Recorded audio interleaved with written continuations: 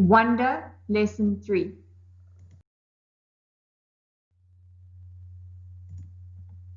Good morning, grade 5s, and welcome to another lesson on wonder. Today we are going to be reading 4 chapters of wonder again, so very similar to what we did yesterday. And I hope that you read these chapters or listen to these chapters and really think about what you're hearing and the way that the children interact with August. So without further ado, we're going to jump in and we're going to start by marking yesterday's comprehension questions. So for yesterday's comprehension, you had 5 questions to answer, and they were based on chapter 8 of Wonder.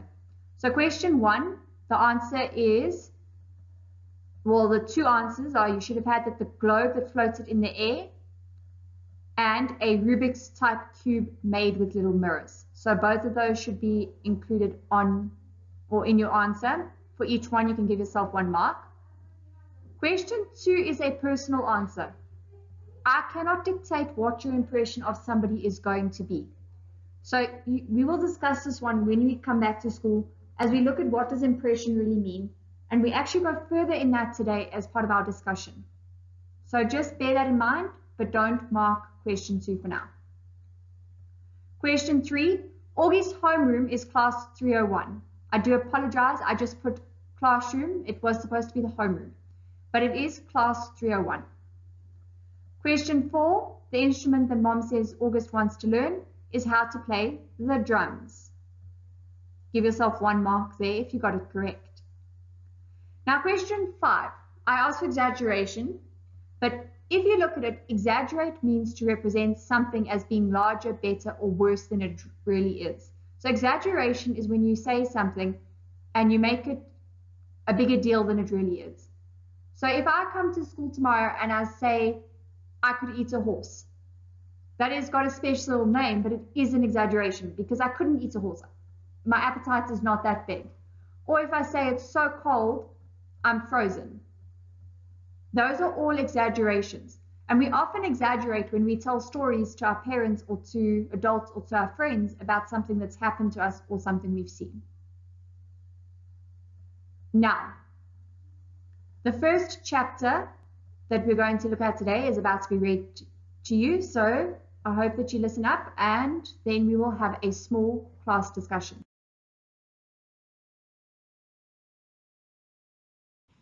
The Grand Tour.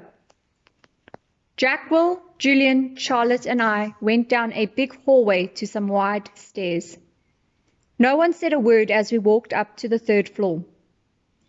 When we got to the top of the stairs, we went down a little hallway full of lots of doors. Julian opened the door marked 301.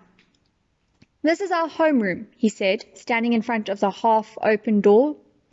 We have Miss Petosa. They say she's okay, at least for homeroom. I heard she's really strict if you get her for math, though. That's not true, said Charlotte.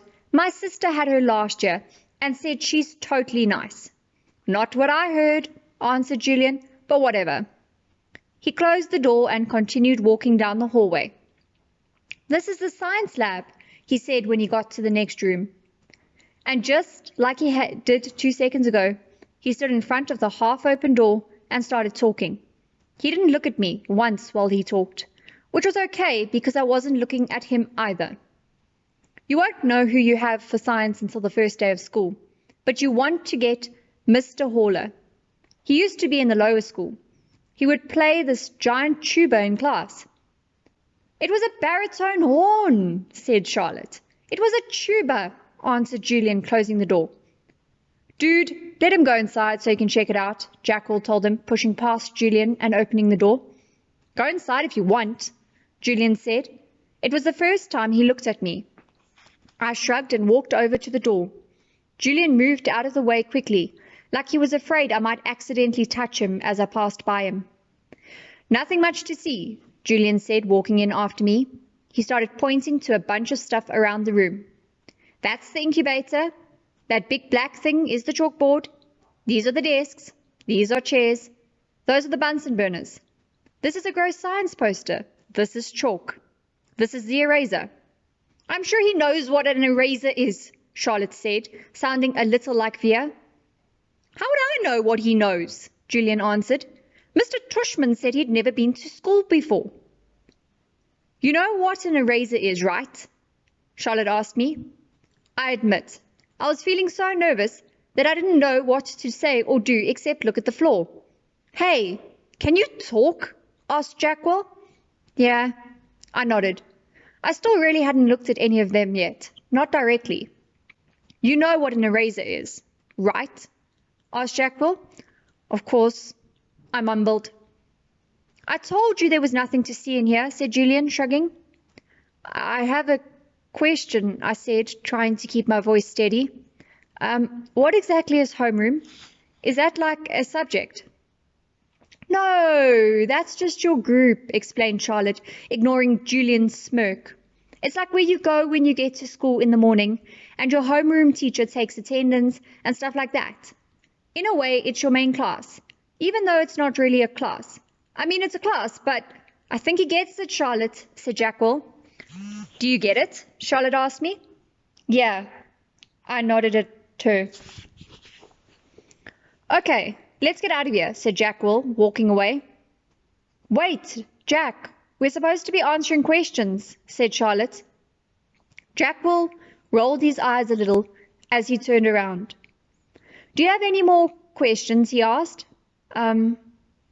No, I answered. Oh, well, actually, yes. Is your name Jack or Jackwell? Jack is my first name. Will is my last name. Oh, because Mr. Tushman introduced you as Jackwell. So I thought, you thought his name was Jackwell, laughed Julian. Yeah, some call me by my first and last name, Jack said, shrugging. I don't know why. Anyway, can we go now? Let's go to the performance space next, said Charlotte, leading the way out of the science room. It's very cool. You'll like it, August.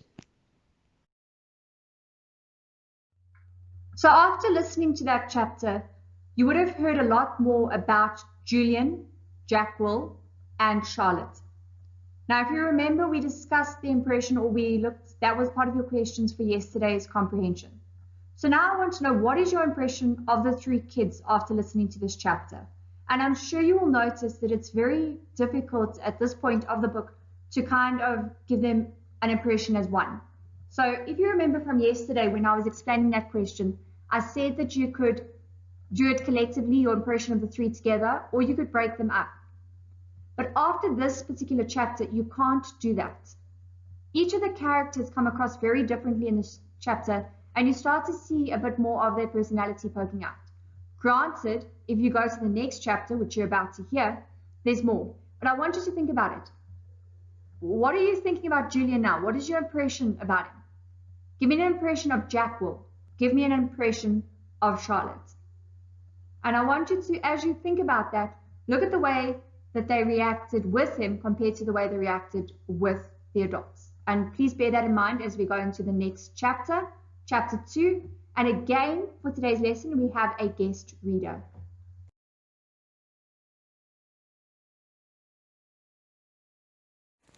The performance space. Charlotte basically didn't stop talking as we headed down to the second floor. She was describing the play they had put on last year, which was Oliver.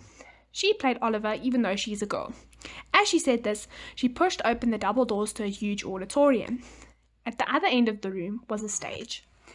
Charlotte started skipping towards the stage. Julian ran after her and then turned around halfway down the aisle. "Come on," he said loudly, waving for me to follow him, which I did. There were like hundreds of people in the audience that night, said Charlotte, and it took me a second to realize she was still talking about Oliver. I was so nervous. I had so many lines and I had all these songs to sing. It was so hard. Although she's talking to me, she didn't really look at me much.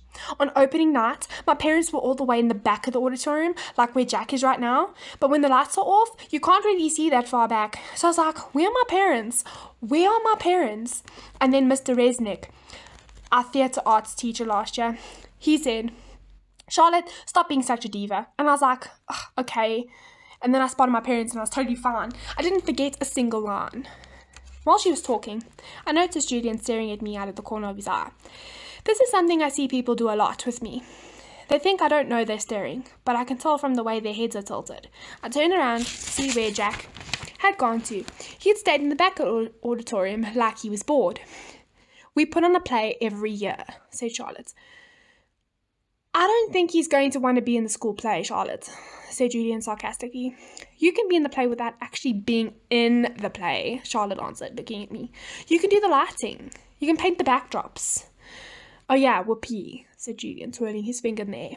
But you don't have to take the theatre art electives if you don't want to, Charlotte said, shrugging. There's dance or chorus or band. There's leadership. Only dorks take leadership, Julian interrupted.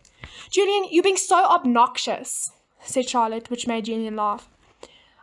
I'm taking the science elective, I said. Cool, said Charlotte. Julian looked directly at me. The science elective is supposedly the hardest elective of all, he said. No offense, but if you've never ever been in school before, why do you think you're suddenly going to be smart enough to take the science elective? I mean, haven't you ever even studied science before? Like real science? Not like the kind you do in kits? Yeah, I nodded. He was homeschooled, Julian, said Charlotte. So he just came to his house? Asked Julian, looking puzzled. No, his mother taught him, answered Charlotte. Is she a teacher? Julian said.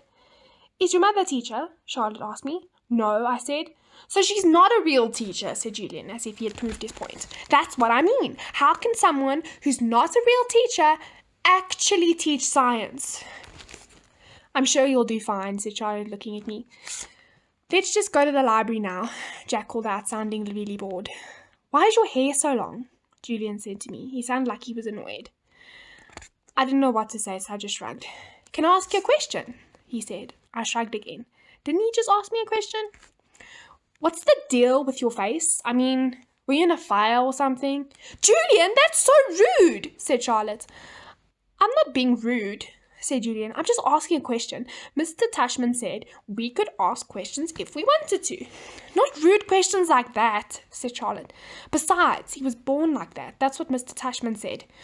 You just weren't listening. I was so listening, said Julian. I just thought maybe he was in a fire too. Geez, Julian, said Jack. Just shut up. You shut up, Julian yelled. Come on, August, said Jack. Let's just go to the library already. I walked towards Jack and followed him out of the auditorium. He held the double doors open for me, and as I passed by, he looked at me right in the face, kind of daring me to look back at him, which I did. Then I actually smiled. I don't know, sometimes when I have the feeling like I'm almost crying, it can turn into an almost laughing feeling, and that must have been the feeling I was having then, because I smiled, almost like I was going to giggle. The thing is, because of the way my face is, people don't know me very well.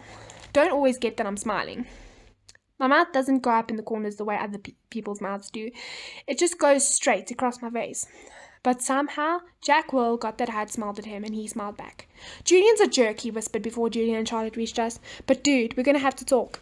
He said this seriously, like he was trying to help me. I nodded as Julian and Charlotte caught up to us. We were all quiet for a second. All of us just kind of nodded, looking at the floor. Then I looked up to Julian. The word supposedly, by the way. What are you talking about? You said supposedly, before I said. I did not. Yeah, you did, Charlotte nodded. You said the science elective is supposedly really hard. I heard you. I absolutely did not, he insisted. Whatever, said Jack. Let's just go.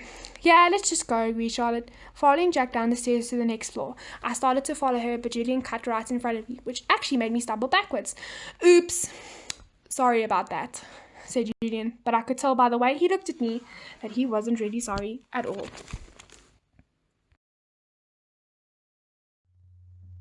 So, for this chapter, you start to see a lot more of Julian's personality in particular coming through, and the way that he interacts with Augie. So, throughout the book, there's a difference between the responses children have. Think Julian asking, "What's the deal with your face?" and adults have. Think Mrs. Garcia putting on her shiny smile when they see Augie. Which response, if either, does Augie think is better? Which do you think is better? Why do you think this? Do you prefer the straightforward asking you or the ignoring? So you know that they notice there's something different about you, but they don't approach you on it. They don't talk to you about it. They keep it to themselves. Which way do you think is better?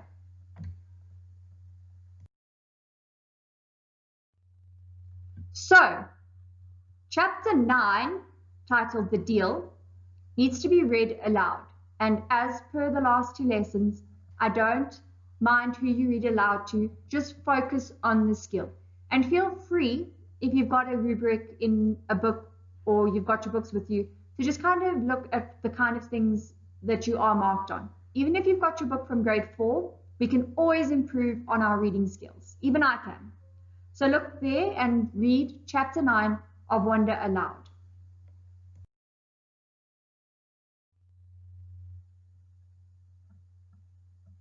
So, now that you've read that, what do you think of the way that Augie indicated that he wanted to go home? Do you have signals with people in your life? So at about the halfway point of the chapter, Augie says to his mom, or asks her, isn't it time to pick up beer? And mom knows that this is not actually what Augie's asking. He wants to go. So do you have ways that you communicate with people around you when you want to leave or when you want to tell them something but you don't want to say it aloud? And I think most often the signals that we have exist between us and our parents or the people we see every day. And what do you think of the way that Augie did it? Do you think it was subtle? Do you think the people in the room knew that he wanted to go? Share your ideas. So the last chapter we're going to look at today is Home. And this is chapter 10 of Wonder. You're going to read this chapter independently, and then you're going to answer 5 comprehension questions. So today's activity, again, is a comprehension, and we will be doing quite a few of these. For today's comprehension, it is based on chapter 10, Home. Again, these have all been included as PDFs in today's work files. Your first question is, what is the name of Augie's dog? Question 2, what does Augie think about Julian? Question 3, how does Mom describe Julian's personality? Question 4, do you think that Mom actually had a headache? Why?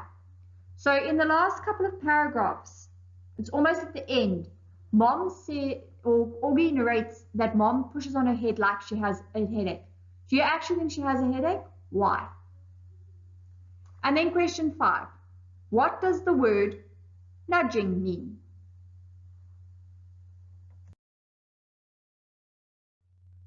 Now that you are finished with today's video and you've listened to the 4 chapters, I hope that you are starting to think about what is happening in the story. From next week, we're going to be jumping into chapters that really look at the way that August is perceived at school amongst people his age. And it's very important as we go through this that you remember the lesson that you had in life orientation in about this first or second week of the term, where you learned about stereotypes and discrimination. So these are all things that come into the book Wonder. Until next week, grade 5s, your lesson for tomorrow is not on Wonder. You're going to be finishing your stories. Until next week, I hope that you keep well and that you are doing all of your work thoughtfully. Bye, grade 5s.